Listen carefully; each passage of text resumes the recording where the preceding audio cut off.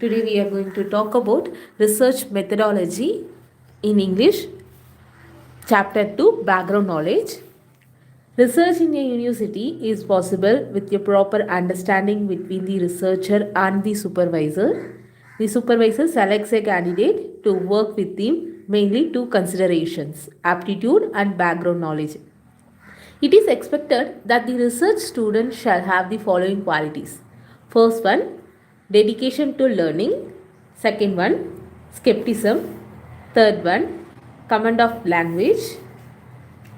Then fourth one, three only. Dedication to learning. First and foremost, the student must not think of material gains. Money and fame may be the byproducts of research, but never its aim. The research scholar too dedicates his life to learning for the benefit of mankind, for the advancement of knowledge, for the discovery of truth. He does research for the love of it. Second one, skepticism. The research scholar should be skeptic in his investigation. He must not take everything at its face value.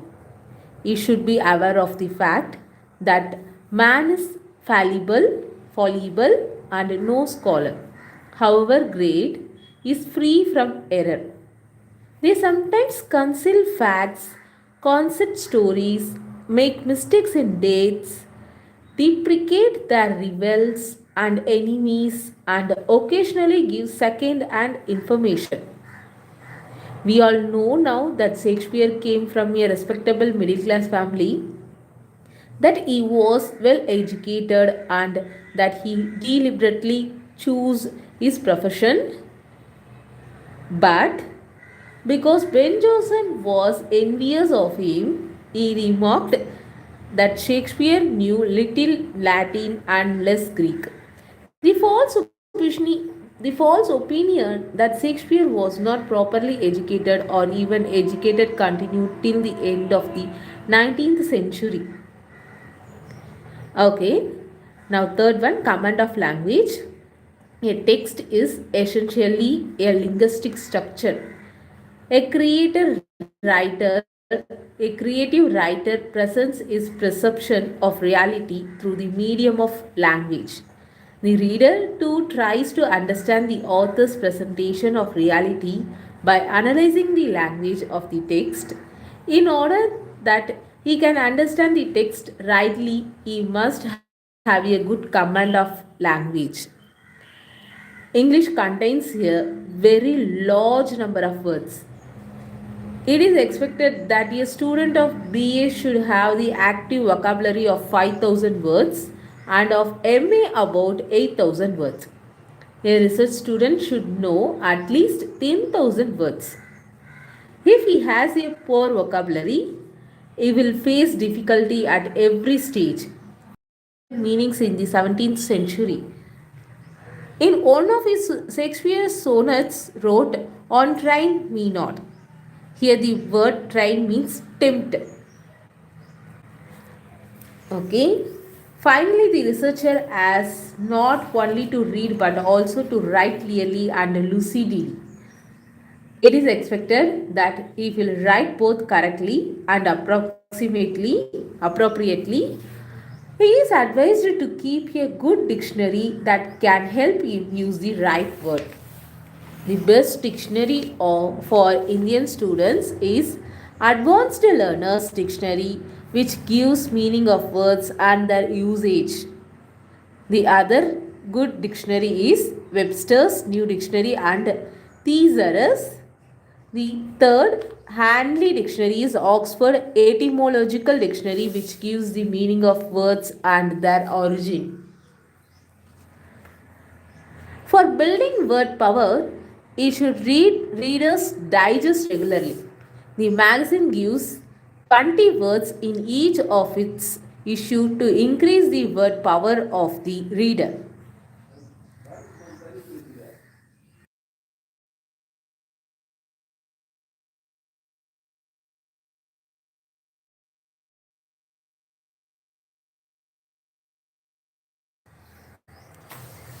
Okay. Next, besides a working knowledge of the following is desirable: linguistics, psychology, Christianity, sociology. Social and intellectual background: literature is primarily a social product, and the poet is a member of a society. In spite of all his individuality, he represents his social group. This social group has its own ideas and philosophy. For a full understanding of his works, it is necessary to study the social conditions and dominant ideas of its time.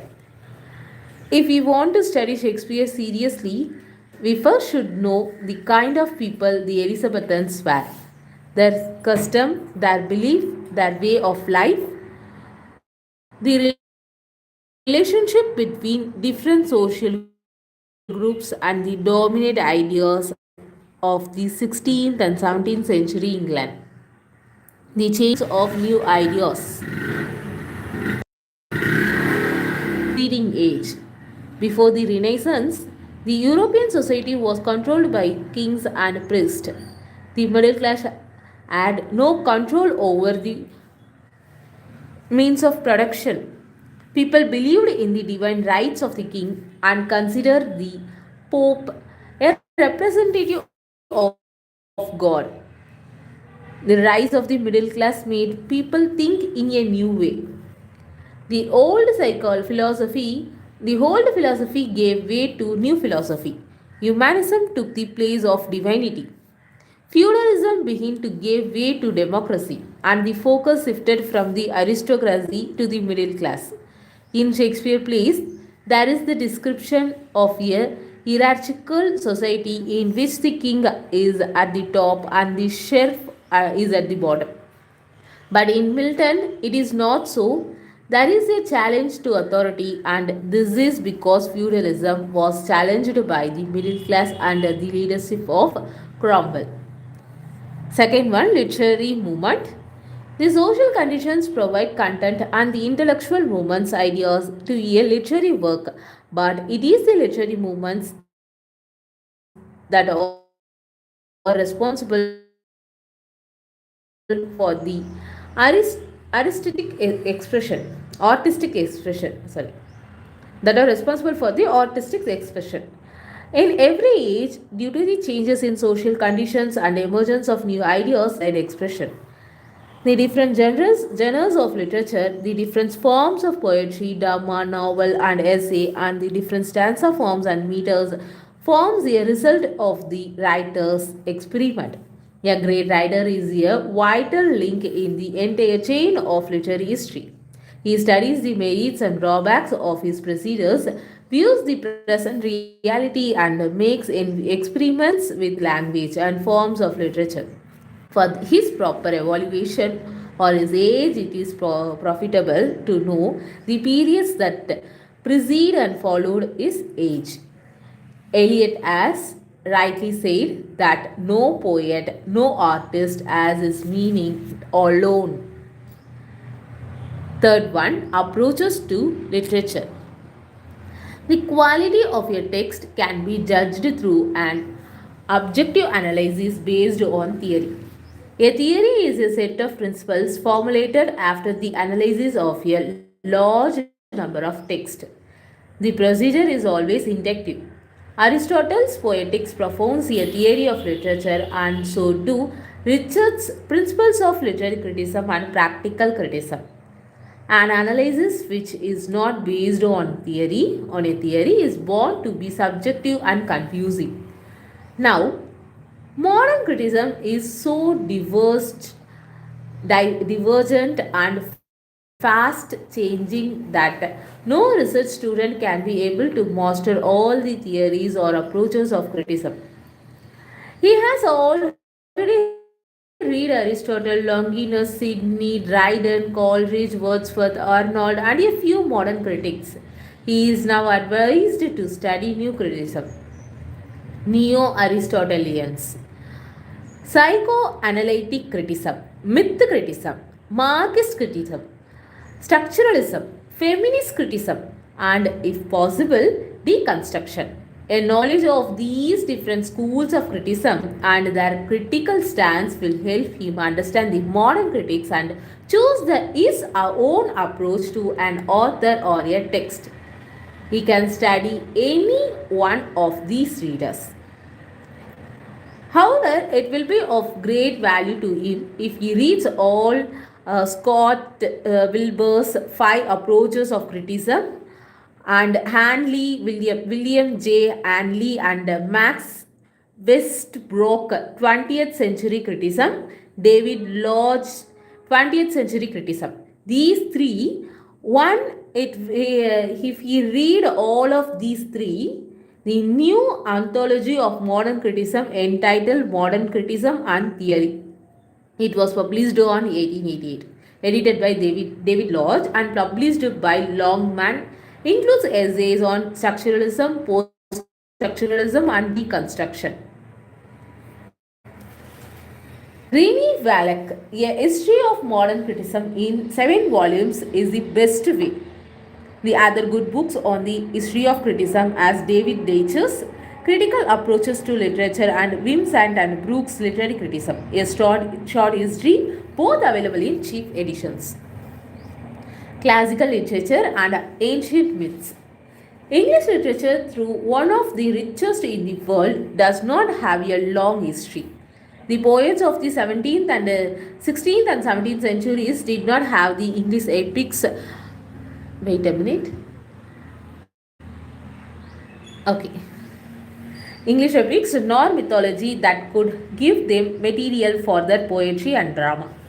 They were not in the happy position of the Indian poets who inherited a rich mythology and the 2 great epics. The English poets naturally had to look for models. The Renaissance helped them in that the English people came to know about Homer's Iliad and Odyssey, the plays of Aeschylus, Sophocles and Euripides on the sublime. The introduction of the classical Greek and English writers. They made experiments on the different forms of literature, used the Greek and Latin source materials in their poems and plays. The classical principles of poetics and profusely made use of the Greek and Roman mythology. The trend that started in the 16th century is still continuing.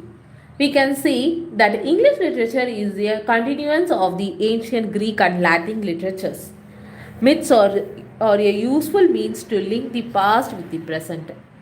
They are used to prove that man, in spite of all his progress in science, is basically the same have emerged from individual aspiration as writers naturally had to expect that the research student should know and so on. Robert Graves' Greek mythology is a good introduction of the ancient myths.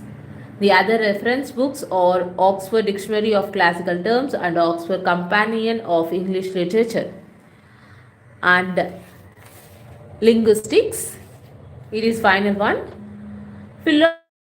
Philology was a compulsory paper in MA English in all Indian universities. An overall view of the student of that study. But the great drawback of the system was that a qualified exactly know the sound systems of English and German. They could not explain Grimm's law to the students nor changed into modern English house, H-U-S house into house, H-O-U-S-C. The practical difficulties made the breadth of studies draw periods. The diachronic study of language. The diachronic study of language is not possible unless there are 5 ones. First one, phonetic studies speech sounds in general. Phonetic studies speech sound system of a language. Phonolinguistics have revolutioned our notion of language and made us approach literature in a new way. The basic concept are summarized in this speech. Writing system was developed much later. Even today, there are many tribal languages that have no writing system. If the speakers of a modern language decide to adopt a new writing system, the language will not change. Second one, language is a structured system.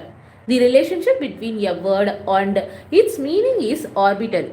We cannot explain why we call a dog a word is determined by its relationship meaning in isolation. It can be understood in relation to other sounds and words.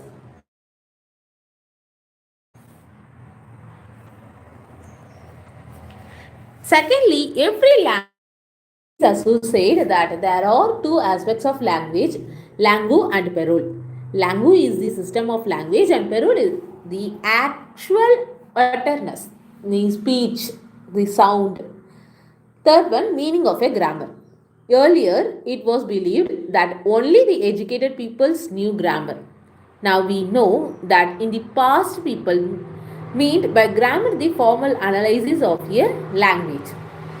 An illiterate or even a literate man was considered to be ignorant of grammar because he could not formally analyze his language. Modern linguistics are of the view that there are three kinds of grammar. The first is the native speaker's grammar, which helps him understand all the sentences of his language and make distinction between a sentence and a non-sentence. The second is teacher or student grammar, which is made for teaching purpose and which is largely perceptive, prescriptive.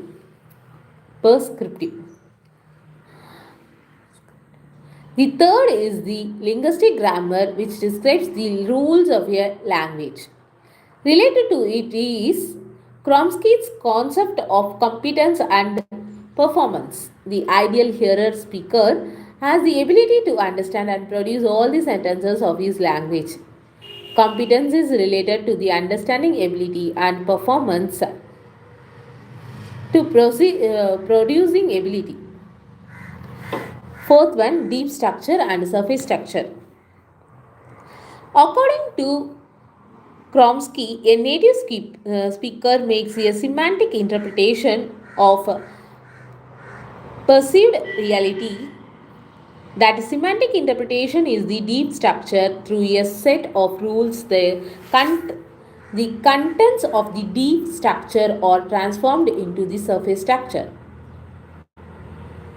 The findings of modern linguistics have made a tremendous impact on the methods of textual analysis.